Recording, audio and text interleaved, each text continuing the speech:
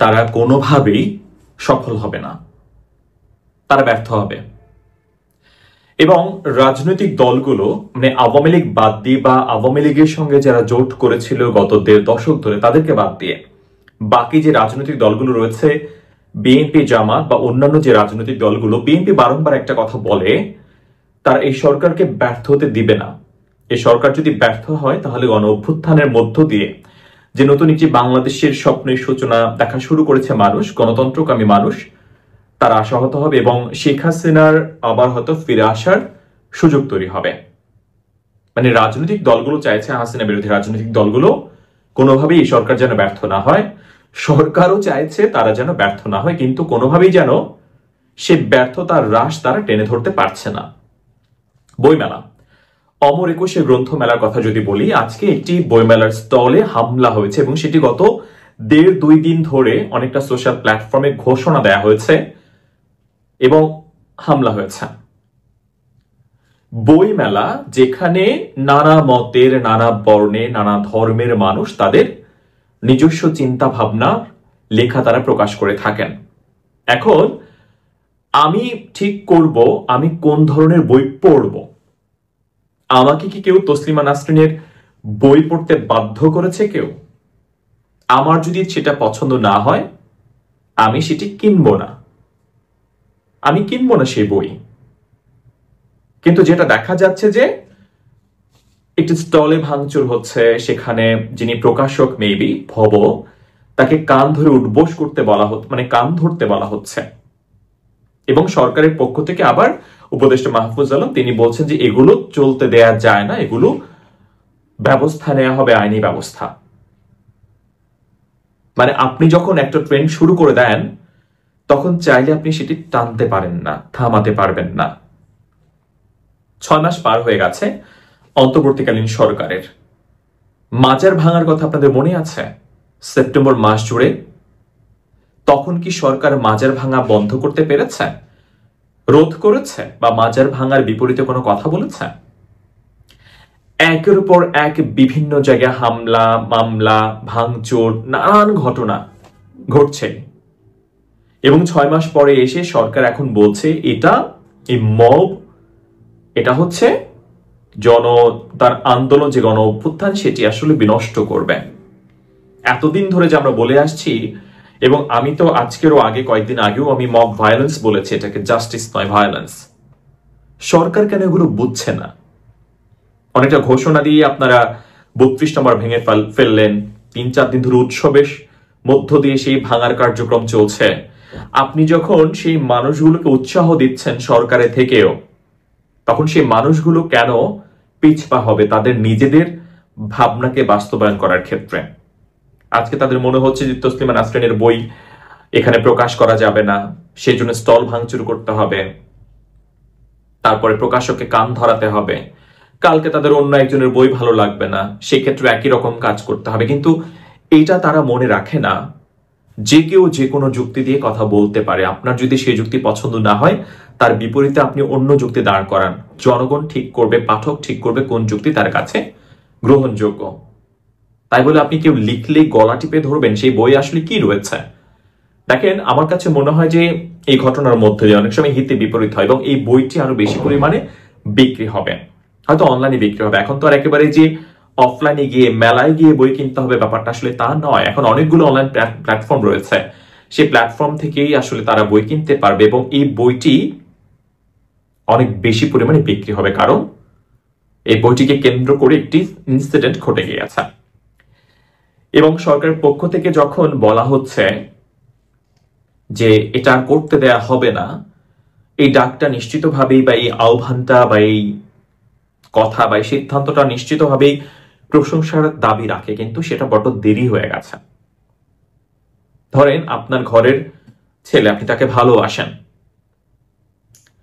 সে তো প্রথমে একেবারে বড় শীর্ষ সন্ত্রাসী হয়ে যায় না, সেটা একটা প্রসেসের মধ্য দিয়ে যায়। হয়তো আপনার পকেট থেকে টাকা চুরি করলো, আপনি কিছু বললেন না, তারপর পাড়ার দোকান থেকে টাকা চুরি করলো, তারপর এলাকায় সংঘবদ্ধ হলো, কিশোর গ্যাং তৈরি হলো, তখন আপনি কিছু বললেন না, কারণ আপনার সন্তান, আপনি তাকে ভালোবাসেন, আপনি তাকে জন্ম দিয়েছেন। এরপর যখন ধীরে ধীরে সেই কিশোর গ্যাং থেকে ওই এলাকার পাতি মাস্তান হলো, তখনও কিছু বললেন না। যখন সে শীর্ষ সন্ত্রাসী হয়ে যায়, তখন যদি আপনি শাসন করতে যান, তখন কি সে আপনার বাধ্য থাকবে ততদিনে? আরেকটা খুব মজার গল্প আছে, এই গল্পটার সাথে আপনারা সবাই খুব পরিচিত, যে বাসর রাতে বিড়াল মারতে হয়। যদিও এটার যে সেন্স এটা বলা হচ্ছে, সেই সেন্সটা নিয়ে আমি আসলে একটুখানি দ্বিমত পোষণ করি, এবং সেই গল্প আমি অন্যদিন করব। কিন্তু তারপরেও এটা একটা দিকে ঠিক আছে। বা আরেকটা উদাহরণও দেখা যায় যে দিন কেমন যাবে সেটা প্রভাতে সূর্য দেখে বোঝা যায়। আপনাদের সূর্যটা প্রভাতের বা আপনাদের শুরুটা ভালো হয়নি। আপনারা হয়তো বা সিদ্ধান্ত নিতে পারছেন না, কেন পারছেন না তাও জানি না। মানে এত বড় একটি গণ অভ্যুত্থানের পরে প্রায় সকল রাজনৈতিক দলের ঐকমত্যের ভিত্তিতে আপনাদের একটি সরকার গঠন করলেন আপনারা আপনাদের পছন্দের মানুষ দিয়ে। সেই সরকার আসলে কি করছে? মানে দৃশ্যমান কোনো কাজ কি আমরা দেখতে পাচ্ছি? রেজওয়ানা চৌধুরী, দুঃখিত রেজওয়ানা হাসান, তিনি বললেন যে অনেকেই বলেন আপনি এটা করবেন বলেছিলেন, বা তখন তো অনেক সরব ছিলেন, এখন কেন করতে পারছেন না? তখন তিনি উত্তর দেন যে সব তো সম্ভব না। তার মানে আপনি এখন সরকারে গিয়ে আপনার মনে হয়েছে যে সবকিছু সম্ভব না। তাহলে সরকারে যখন থাকেন অন্যরা, আপনি যখন সরকারের বাইরে ছিলেন, তখন তো সবসময় সরব থাকতেন এসব নিয়ে। এখন কি ইচ্ছে করি সেটা করতে পারছেন না, নাকি আসলেই করার সক্ষমতা নাই? যদি সক্ষমতা না থাকে দায়িত্বে কেন আছেন? ওয়াই? প্রধান উপদেষ্টা যখন নিজেই তার ইন্টারভিউতে বলেন যে আমাদের অভিজ্ঞতা নাই, আমরা কাজ করছি, লেগে গেলে ভালো, না লেগে গেলে নাই। ভাই, এটা একটা রাষ্ট্র চালানো, একটা সংসার চালানো না।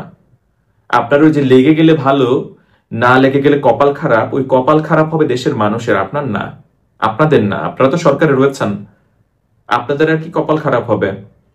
আপনাদের ওই যে লেগে গেলে টাইপের সিদ্ধান্ত যদি আপনারা নেন, তখন জনগণ জীবনের উপরে তাদের প্রভাব পড়বে।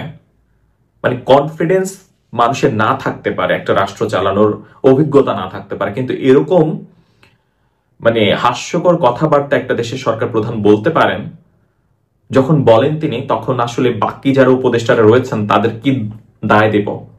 কারণ প্রধান উপদেষ্টা নিজেই বলেছেন সরকারে যারা আছেন তারা তাদের স্ব ক্ষেত্রে ব্যস্ত থাকেন, তারা চান যে তাড়াতাড়ি ছেড়ে দেন, তারা তাদের নিজেদের কাজে ফিরে যেতে পারলে খুশি, কারণ এখান থেকে যে বেতন পাওয়া যায় সেই বেতন তাদের পোষায় না, এমন কথাও বলা হয়েছে সরকারের পক্ষ থেকে।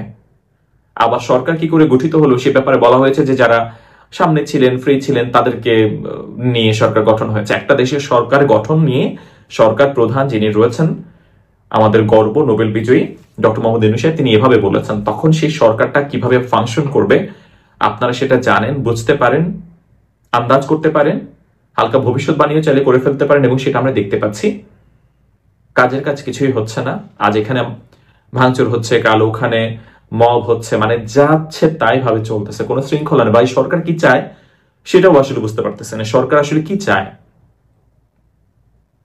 মানে কখনো সরকারের উপদেষ্টারা বলছেন বঙ্গবন্ধুকে সম্মান দিতে হবে, কখনো তার ছবি নামিয়ে ফেলছেন, কখনো বলছেন যে বঙ্গবন্ধুকে মানে ৭১ আগ পর্যন্ত তার ভূমিকার জন্য অনেক শ্রদ্ধা জানাতে হবে, তিনি শ্রদ্ধার অংশ, তিনি ইতিহাসের অংশ। আবার কখনো ৩২ নাম্বার ভেঙে ফেলা হয় যে ফ্যাসিবাদের প্রতীক হিসেবে। মানে যখন যা মন চায় তাই বলছে। এভাবে কি একটা দেশের সরকার চলতে পারে?